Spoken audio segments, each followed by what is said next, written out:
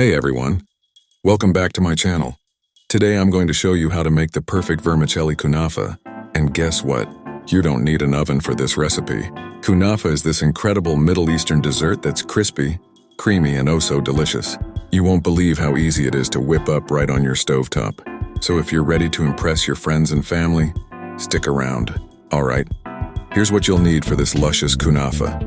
250 grams of vermicelli noodles, 100 grams of unsalted butter, 400 grams of ricotta cheese, 200 ml of heavy cream, 150 grams of sugar, a splash of vanilla extract, a pinch of cinnamon, and of course, chopped nuts like pistachios or walnuts for that crunchy topping. First things first, let's prep our vermicelli. I'm going to break these babies up into smaller pieces. Don't worry about getting it perfect. Just have fun with it. We want everything to be bite-sized. Okay, now let's throw them in a pan on low heat with some melted butter. We're talking about that buttery goodness getting all cozy in there. Stir it around for about 3 to 4 minutes until they're golden brown and oh so aromatic. Oh my gosh, can you smell that? It's heavenly. Now we're going to set this aside while we whip up the creamy filling. In a bowl, let's add our ricotta cheese, heavy cream, sugar, vanilla extract, and that pinch of cinnamon.